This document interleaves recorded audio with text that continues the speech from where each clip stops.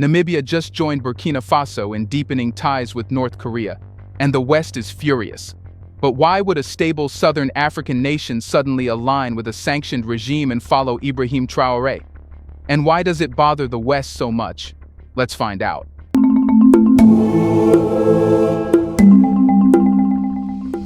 It didn't begin with a speech. It didn't begin with a summit. It began with silence, the kind of silence that unsettles foreign embassies and confuses intelligence reports. For months, Namibian foreign policy was stable, predictable, and aligned with international expectations. But that's exactly what made what followed so effective. Nobody saw the pivot coming. President Hage Geingob is not known for ideological posturing or fiery declarations. His leadership has been defined by economic pragmatism and institutional steadiness. For years, Namibia maintained a careful balance between attracting Western investment and quietly managing older partnerships with countries like China and North Korea. That balance, however, was always conditional. The unspoken rule: maintain appearances, avoid controversy, and never publicly challenge the West's geopolitical red lines. Then came the breach. In what appeared to be a quiet diplomatic maneuver, Namibia stepped out of its perceived neutrality and moved closer to one of the most heavily sanctioned countries on the planet, North Korea, and did so in alignment with the most anti-Western leader on the African continent today, Captain Ibrahim Traoré of Burkina Faso.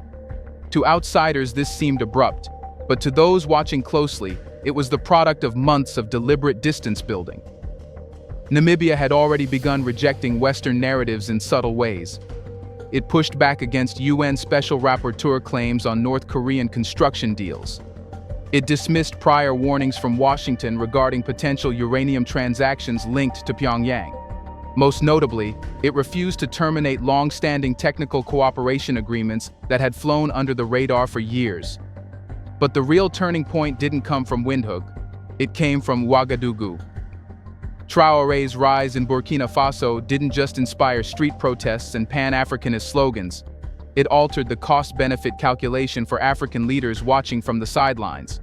Here was a man who had severed ties with France, rejected IMF conditions, expelled foreign troops, and yet remained in power, growing in popularity. Traoré proved something no Western model could predict: that defiance was survivable. And for leaders like Geingob, that shifted everything. Namibia has long been a quiet node in Africa's geopolitical map. It is rich in uranium, strategically positioned on the Atlantic, and historically tied to liberation movements that once received support from the Eastern Bloc. While it adopted a liberal economic model in the post-independence era, the DNA of non-alignment and anti-imperial memory never fully disappeared. When Traoré showed that rejecting Western dictates could strengthen national sovereignty rather than invite collapse, it gave African states with similar historical roots a new framework to operate under. Geingob didn't need to declare a revolution. He simply needed to act without apology. The alignment with North Korea was the perfect test.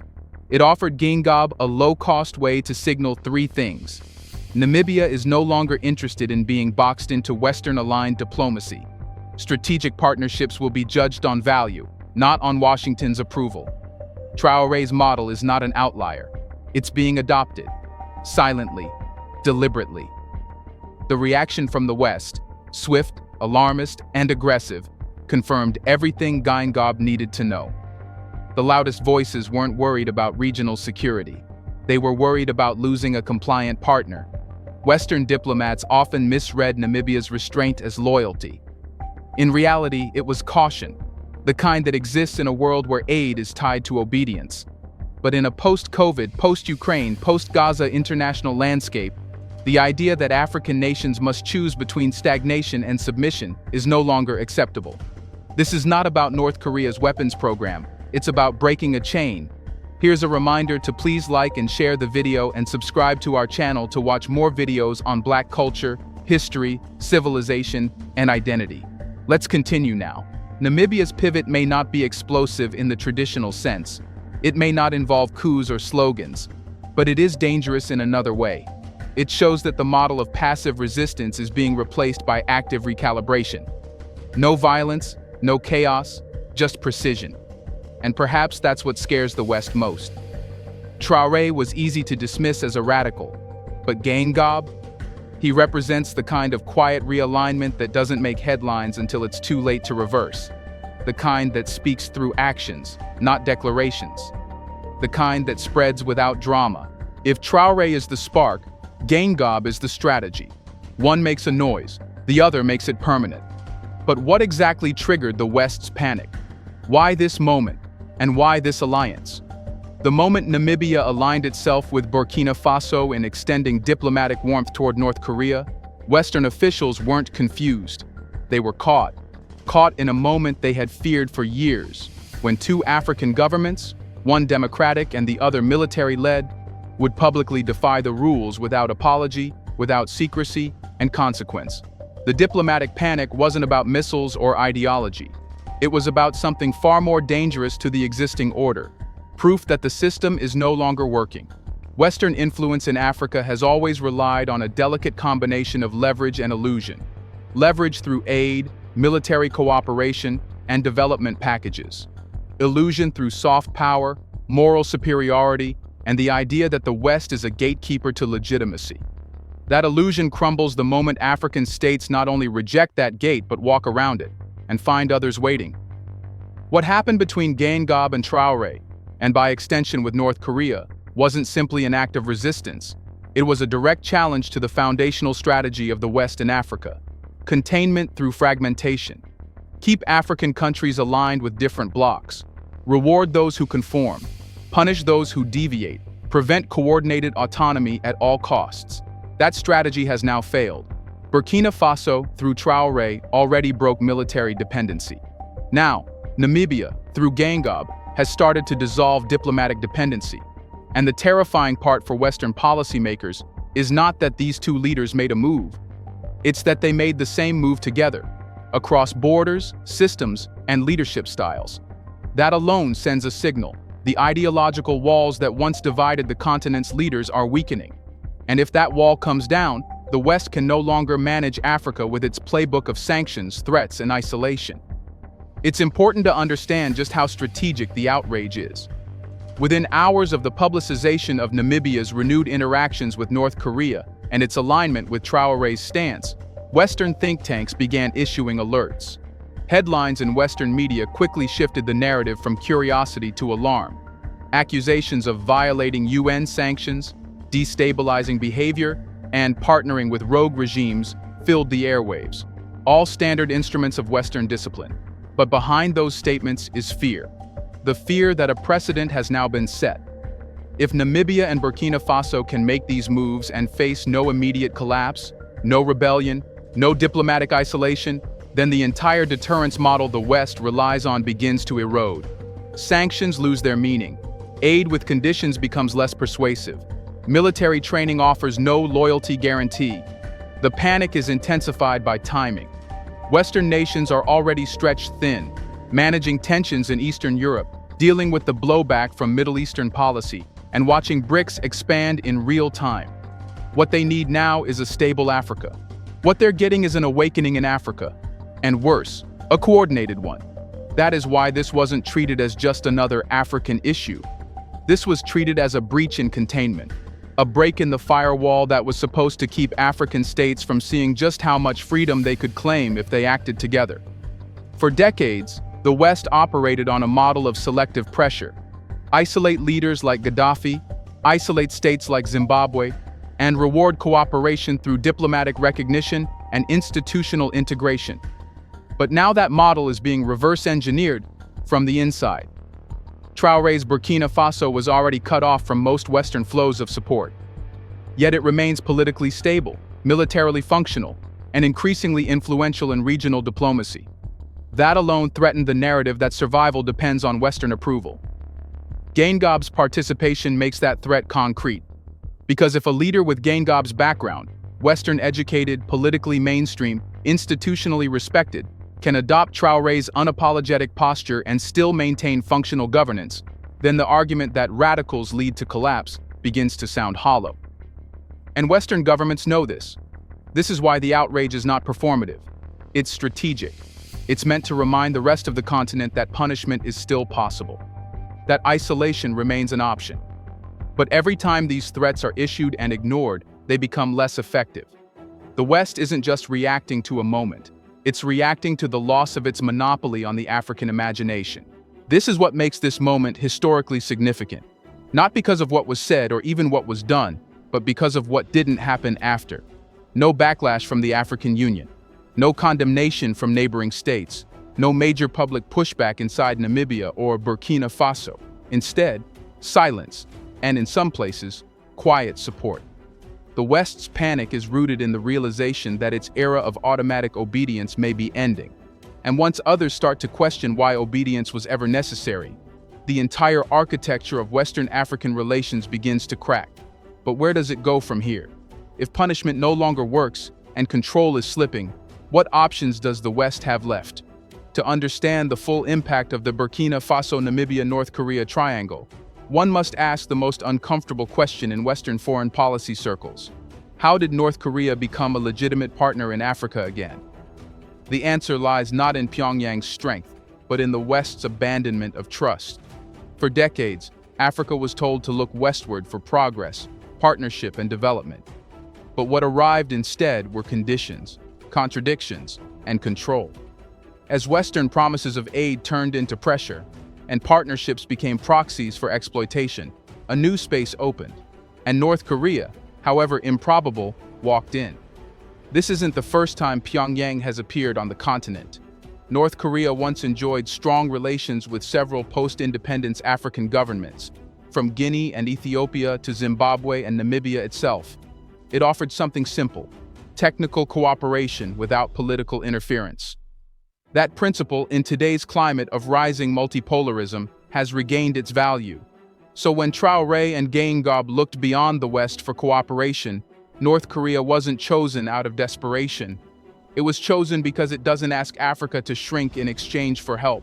It doesn't demand a regime change. It doesn't tie defense cooperation to lectures on democracy. It simply provides what it promises and disappears from the headlines. For Burkina Faso, a nation trying to rebuild military capacity after expelling French forces, Pyongyang offers low-cost, experienced military training without conditionality.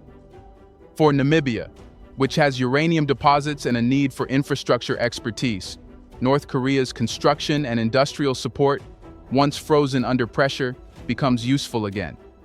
And critically, both Traore and Geingob know something that Western analysts refuse to say out loud. North Korea survives, despite isolation, despite sanctions, despite decades of economic war. It survives, it adapts, it builds weapons, it makes satellites, and it resists. That resilience, rightly or wrongly, is respected in parts of Africa that have grown tired of watching compliant governments collapse anyway, from Libya to Sudan to Guinea. So while Western institutions frame Pyongyang as a rogue actor, African leaders are beginning to see something else, a country that, in its way, with its ideology, has found a way to resist the very pressure that Africa wants to escape. This is why the West's anger is laced with fear. If North Korea's methods and models begin influencing African states, not ideologically but practically, then the playbook changes entirely. Instead of democracy being imposed, sovereignty is demanded. Instead of institutions shaped by Western donors, they are shaped by national priorities. Instead of fearing isolation, leaders begin to question the value of integration itself. This is the terrain Traore and Geingob have stepped into, and they've done it methodically. Pyongyang, for its part, has shown it understands the strategic opportunity. It is not trying to dominate African economies. It doesn't have the scale. What it can offer is targeted partnerships that embarrass the West by exposing how little it now offers in return for loyalty. Burkina Faso doesn't need billion-dollar contracts. It needs autonomy and military restructuring. North Korea can help. Namibia doesn't need lectures about uranium regulations from states that use nuclear weapons. It needs partners who treat it as capable. North Korea does. And in the background, Russia and China silently watch, supporting where necessary, but letting North Korea test the waters first, a canary in the post-colonial mine. This emerging diplomatic current, African governments working with sanctioned states, doesn't just signal a policy change. It creates a parallel system, one in which Western institutions are no longer gatekeepers. In this system, security training can come from Pyongyang, investment from Beijing, and logistics from Moscow. African countries can now shop globally without ideological restrictions, and that, more than anything, explains the current outrage. Because once the West is no longer essential, it is irrelevant. The West is beginning to realize that its biggest export to Africa, rules, is no longer being imported. In place of those rules is a new pragmatic approach. Traore calls it survival. Gangob calls it sovereignty. Pyongyang calls it a partnership. But in every case, it works by refusing to be told who is allowed to help you. And that's what sets this alliance apart. Not its power, but its principle. That Africa, in the 21st century, no longer owes its allegiance to the architects of its trauma. It will make deals based on interest, not ideology.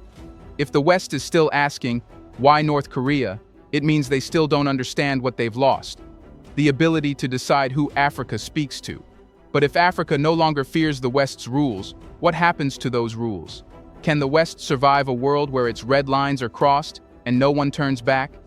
In diplomacy, the red line is a sacred concept, a clear point that, if crossed, supposedly triggers punishment, retaliation, or isolation.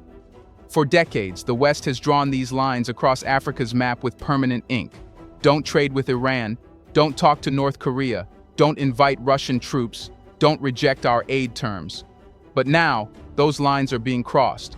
Not in secret, not in error, but in full view. And the consequences the West once promised for such defiance, they're no longer arriving. The alliance between Burkina Faso and Namibia, sealed through their renewed engagement with North Korea, represents more than an isolated breach. It's the first serious test of whether the red lines still mean anything at all. So far, the results are conclusive. They don't. Let's be clear. The West made threats.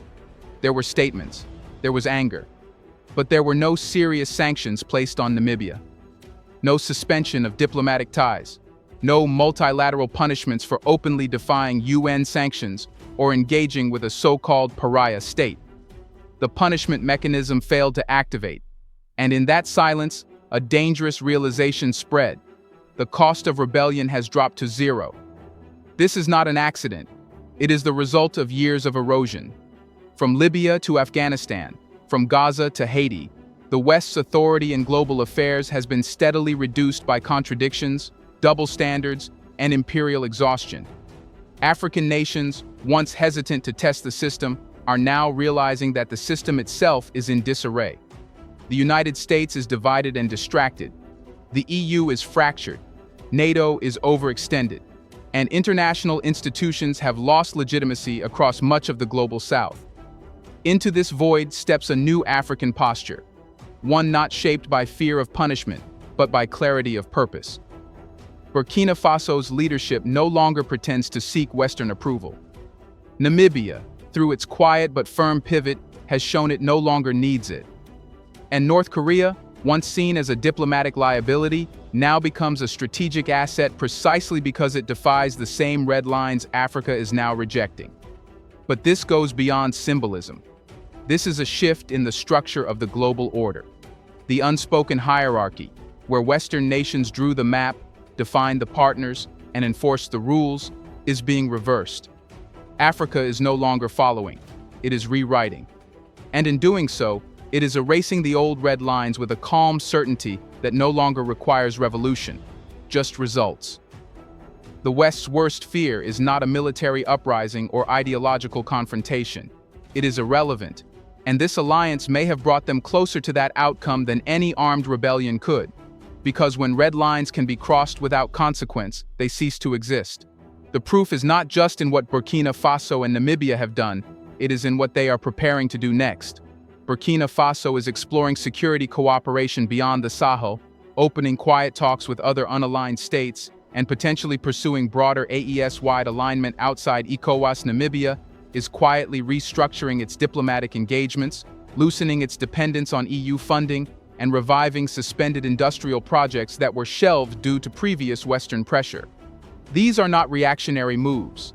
They are steps in a new direction. One where the West's voice is just one among many, no longer privileged, no longer final. And the consequences will be global. Already, other African nations are watching. Zimbabwe has opened channels with sanctioned states for years and may now feel emboldened to escalate those partnerships. Algeria and Ethiopia, increasingly assertive in their foreign policy, are likely to interpret this shift as a signal that multipolar diplomacy is no longer a theory. It is active, and it is African-led. Even states like South Africa, with its BRICS commitments, may find new space to negotiate relationships once considered too politically risky. If this trend continues, and there is no sign that it won't, then we are entering a world where African nations decide who their enemies are, who their allies should be, and what partnerships serve their futures best. The idea that those decisions must align with Western interests is fading, not because of confrontation, but because of disinterest. What began with a military leader in Burkina Faso and a cautious president in Namibia may become the template for a new generation of African diplomacy, not defined by rebellion, but by non-compliance with irrelevance. Not aggressive, not violent, simply unbothered. That's the final break. Not when Africa defies Western power, but when it ceases to recognize it as the reference point. In that moment, and we may already be there, Africa no longer crosses red lines. It redraws them. And what's left for the West when its threats no longer work, its influence no longer matters, and its enemies become Africa's partners? Only one thing: silence. Do you think the West can do anything to stop these new alliances from forming? Let us know in the comment section what happens if it loses control over Africa for good. Do you want to watch more videos like this one? If so, subscribe to our channel and press the bell icon next to it.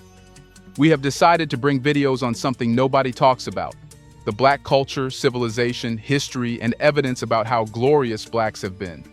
Thanks for watching, and until the next video, stay tuned.